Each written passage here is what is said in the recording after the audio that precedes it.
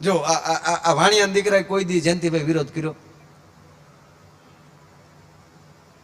એક જણો શેઠની દુકાને ભીંડો લઈને, શેઠ આલ્યો ભીંડો, બહુ સરસ બહુ સરસ, મૂકી દે સામે મૂકી દે, બહુ સારું હો. અરે કે શેઠ એટલો બધો ભીંડો થયો ને તો આજ બધાને ગામમાં બધા વડીલોને આપ્યા, આપવું જો ને, આપણે ભીંડો ટાઈટ અપાય જ તે. અરે કે શેઠ કાલ તો એવું થયું, કાલ તો હું માર્કેટમાં લઈ ગયો, લઈ જ જવાય નાઠી દેવાય. એ કે માર્કેટમાં લઈ ગયો શેઠ તો ત્યાં પોલીસ આવે, પોલીસ જ આવે ને, માર્કેટમાં જાવ એટલે પોલીસ આવે જ. અરે કે ભીંડો માગ્યો, માગે જ ને, આવો છડદ ભીંડો હોય માગે જ ને.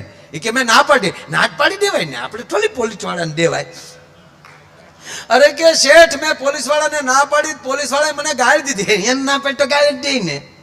જોજો ક્યાંય વિરોધ કરે કેજો, પોલીસ વાળાને ના પડાય ગાળ જ દઈ ને. એ કે પછી મેં હામી શીખી, દઈ જ દેવાય ને, આપણે થોડી ખાઈને કેળે વયો હોય.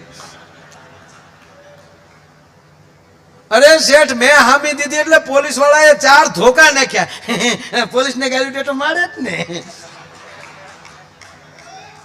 બોલો ક્યાંય ના ન પાડે.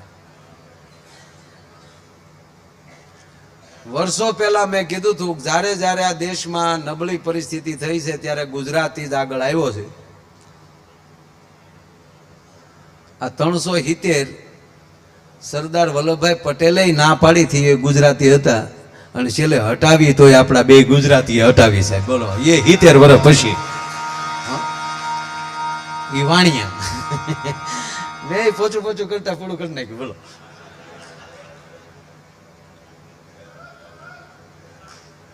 એક ભાઈ મને કે લંકામાં એક વાણિયાનું ઘર હોત ને તો રાવણને બચાવી લે. મેં કીધું ના, એક હતું ઘર, સુધનવા નામનો વાણિયો. રાવણે મીટિંગ બોલાવીને રામ આવી ગયા હતા લંકામાં, અને રાવણે તાત્કાલિક મીટિંગ બોલાવી, પાર્લામેન્ટરી બોર્ડ બોલાવ્યું. અને રાવણે કીધું, હુકમ કરી નાખ્યો કે જે આ તપસી રામ વાનરની ફોજ લઈને આવ્યા છે, રીસ અને વાનરને લઈને, તો એ રીસ ને વાનર તો આપણો ખોરાક છે, કાલ બધા વાંદરામને ખાઈ જવાના છે. એટલે સુધનવાને કીધું કે આલ્યો આપણું રાજીનામું, આપણી બોટ તૈયાર છે, આઈ એમ ગોઈંગ ટુ અયોધ્યા. એ કે કેમ? એ કે આ વાવસરમાં હું સહી નથી કરવાનું. કે કેમ? તા કે થોડાક દી પહેલા એક વાંદરો આવ્યો હતો, આખા ગામને હળગાવીને વયો ગયો હતો, તેથી કોઈ તમે ભૂખ્યા નહોતા, અને હવે તો તમારા ડોહા ઝાઝા આવ્યા છે, ફસડકાવી નાખશે. એ રાજીનામું દઈને તેથી લંકામાં લઈ આવ્યા.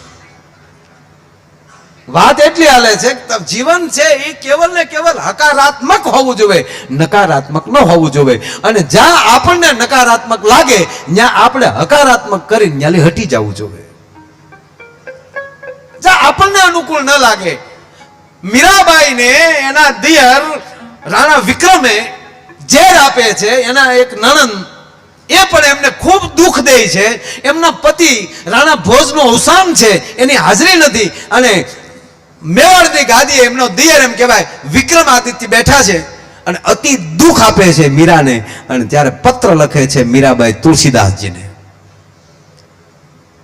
કે મારી પરિસ્થિતિ આ છે, તો હે સ્વામી, હે તુલસીદાસજી, મારે શું કરવું જોઈએ?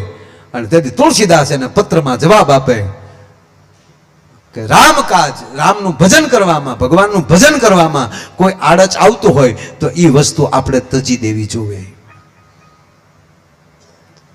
પિતા તજો પ્રહલાદ, વિભીષણ તજો ભાઈ. આવા લાડ બધા દાખલા તુલસીદાસે પત્રમાં લખ્યા કે વિભીષણે ભાઈ તજી દીધો, પ્રહલાદે પિતા તજી દીધો, તો તમારે મેવાડ તજવામાં શું વાંધો છે? અને હે મીરા, જે આંજન આંખમાં આંજવાથી ઈ જ આંખ જ ફોડી નાખતું હોય, આંજન જ આંખને ફોડી નાખે, તો ઈ આંખનું આંજણ શું કામનું? માટે તમે મેવાડ મૂકો. અને મીરાબાઈ મેવાડ મૂકે છે. મહારાણા પ્રતાપની 14 વર્ષની ઉંમર છે.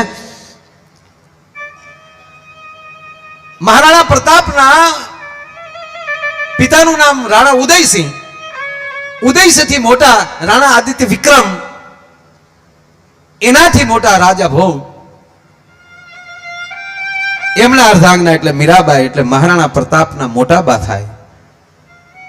અને જ્યારે એમના કાકાનું પણ અવસાન થાય છે ત્યારે એમના પિતા ઉદયસિંહની મૂળ 10-12 વર્ષની ઉંમર હોય છે અને એમની દાસી છે એ દુશ્મનોના હાથમાંથી બચાવીને ઉદયસિંહને લઈ જાય છે અને ઉદયસિંહને મોટા કરીને પછી પાછું ચિત્તોડ હાથમાં કરે છે, મેવાડ હાથમાં કરે છે અને એ પછી જીવંતિકાબાઈ સાથે એના લગ્ન થાય અને જીવંતિકાબાઈના કુખે જન્મો એ મહારાણો પ્રતાપ પોતે.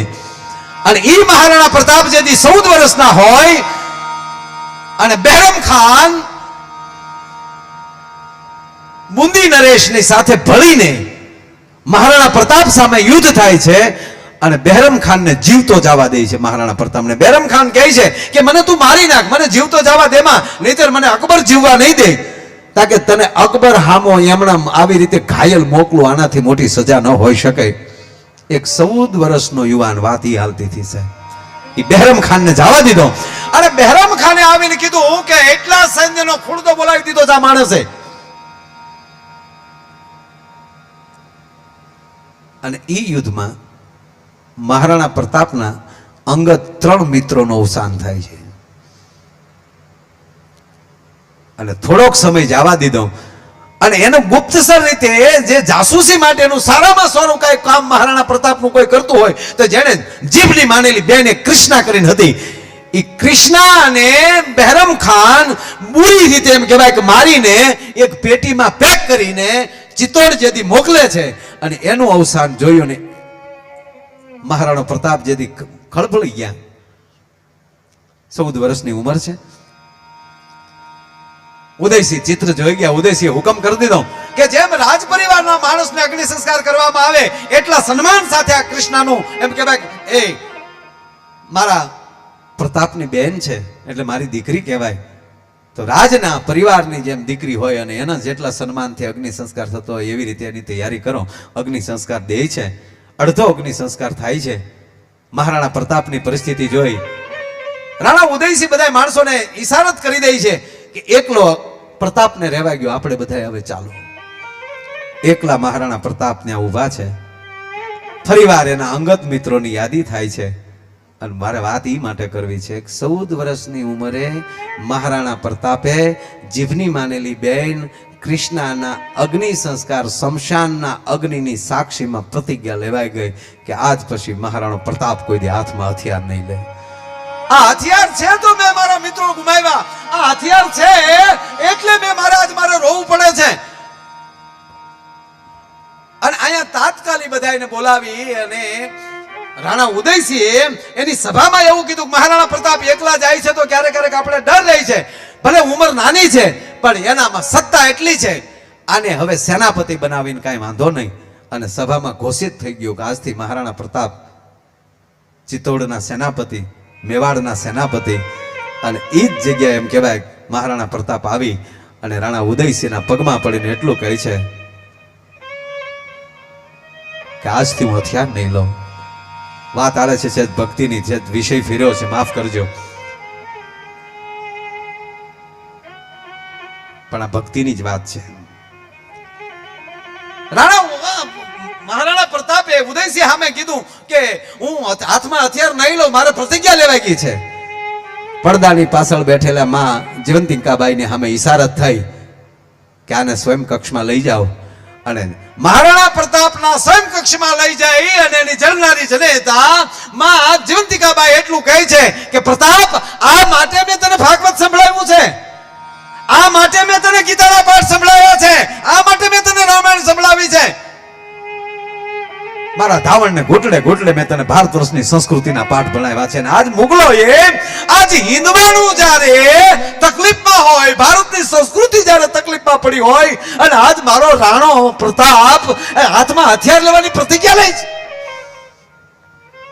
એવે ટાણે રાણા ઉદયસિંહ આવે છે. મહારાણી હવે વધારે કહેશો નહીં. રાણાને રાણાની રીતે રહેવા ગયો, પ્રતાપને પ્રતાપની રીતે રહેવા ગયો. આયા શબ્દ અહીંયા વપરાણો છે, આમ નહીં સાહેબ. પ્રતાપને એની રીતે રહેવા ગયો. હવે સાંભળજો, વાત બહુ મોટી, ટૂંકી લઈ લો. અટારી ઉપર મહારાણો પ્રતાપ ટેલે છે અને દાદા એમાં એક સંઘ નીકળે છે. કોઈના હાથમાં કડતાલ છે, કોઈના હાથમાં મંજીરું છે, કોઈના હાથમાં રામસાગર છે. हरे कृष्णा कृष्ण कृष्ण हरे हरे